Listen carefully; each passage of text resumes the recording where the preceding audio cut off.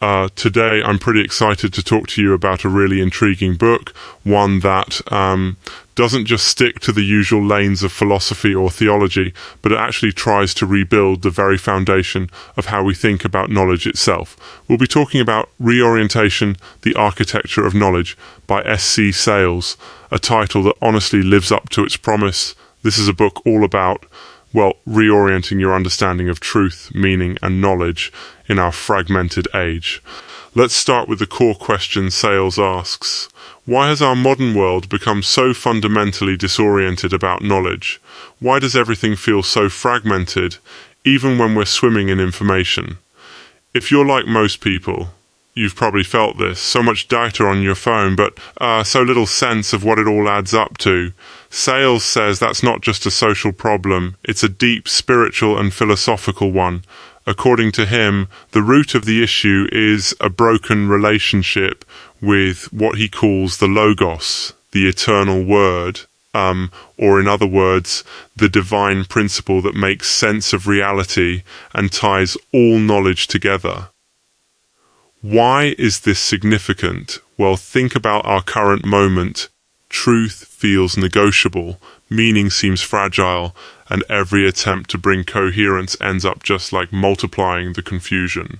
Sayles argues that neither rationalism nor postmodernism nor, sheer data accumulation can rescue us from this predicament. We've lost the sense of there being a center, an architecture that actually allows knowledge to hang together. And if you're someone who cares about truth or just wants to know how to make sense of your life, that's a pretty big problem. Now, what does Sayles actually do about this in the book? The key move is both philosophical and theological.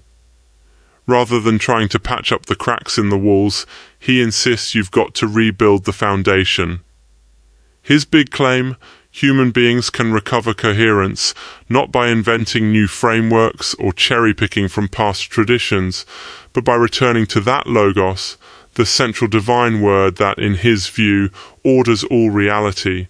He doesn't just mean God as an abstract principle, by the way, but specifically grounds this coherence in Christ as the incarnate Logos.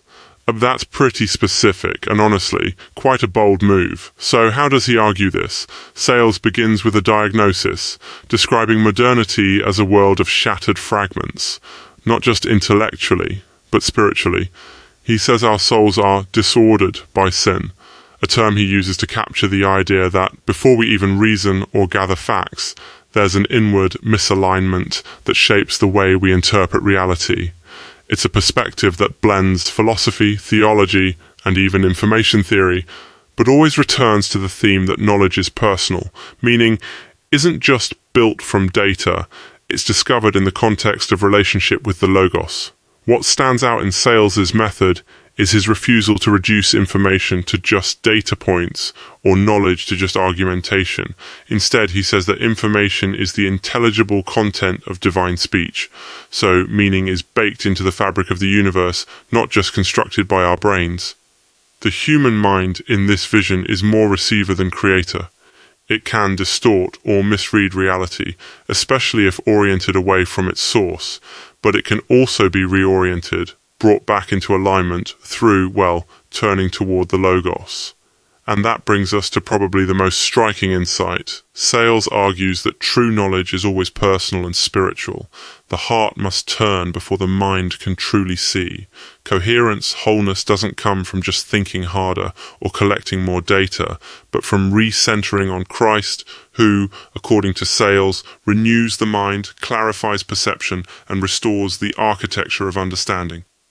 For listeners from a faith background, that message might resonate deeply. For others, maybe it's a challenge.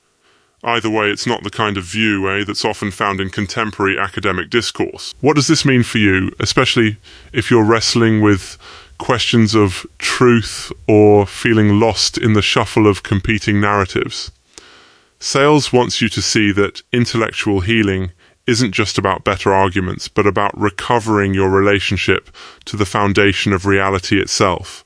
You're not just a passive recipient of information, but an active participant in the search for coherence. Whether you agree with his Christ-centered vision or not is, totally up to you. but his challenge is to ask, what, if anything, is your center? What is holding your architecture of knowledge together?